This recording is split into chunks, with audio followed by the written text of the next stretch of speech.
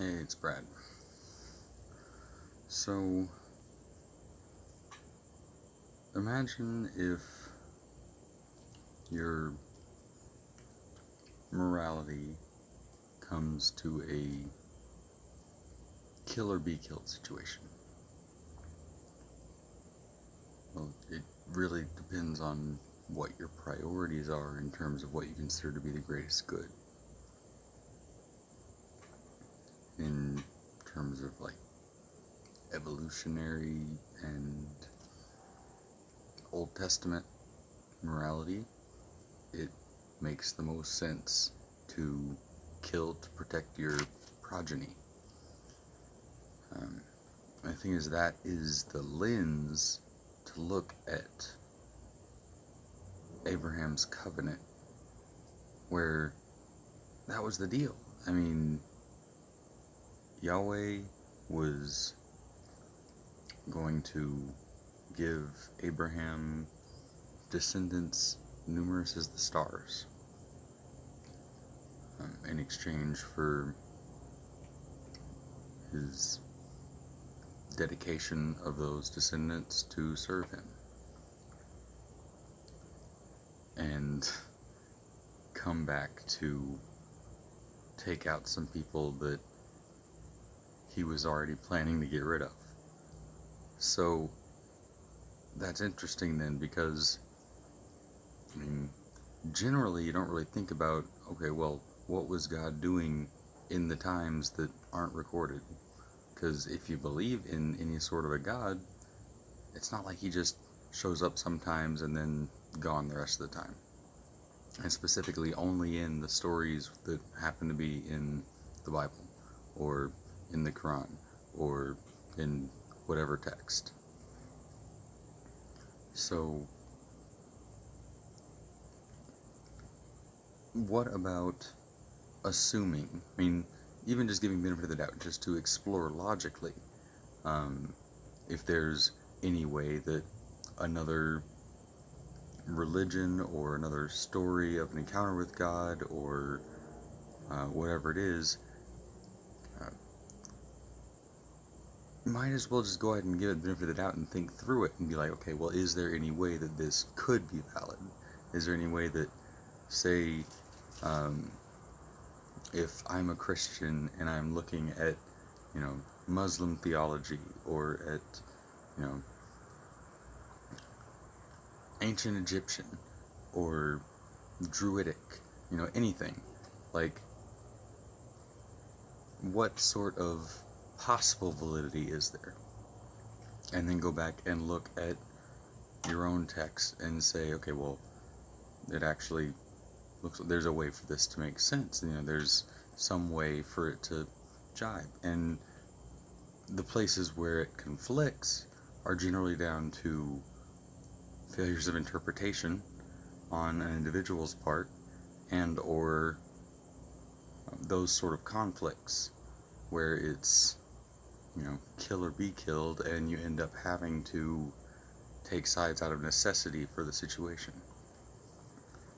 And say there was, for one reason or another, this group of individuals that has to survive.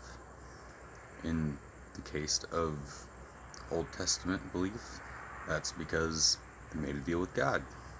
Seems pretty straightforward. And specifically, the highest God. There's all sorts of different ways to go off of that, but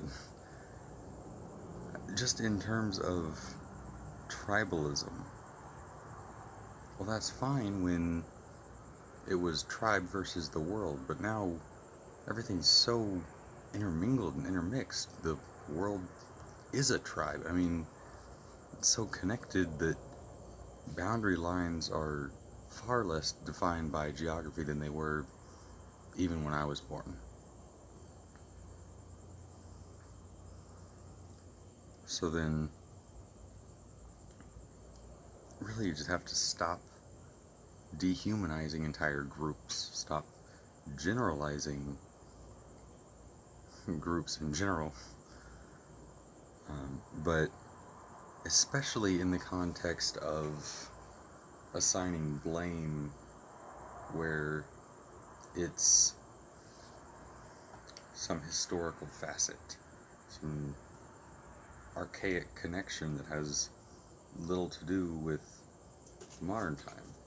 Because, like, New Testament Christians believe, there was this dude born in Nazareth. Well, he was born of a pretty gnarly line in a pretty gnarly place. This wasn't, the shiny example of, a Hebrew that they were looking for. And it's only through rephrasing all of the destructive prophecies into, I don't want to say revolutionary because that seems diminished by the mundane version, but refining and through a lens of that which gets refined away, that looks like evil.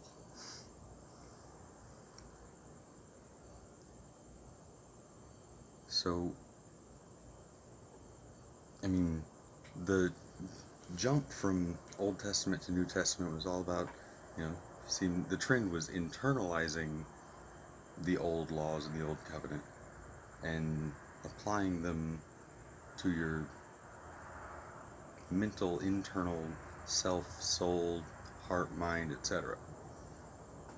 Try to find some way for it to be a fractal theology. And, if you're going to seek some sensation, the one that would be the most beneficial would be to try to seek that inspiration feeling, that aha moment where things click and come together. Because of all sensations to chase after, that's the one that has the highest chance of leading to something positive and productive, and not just reproductive.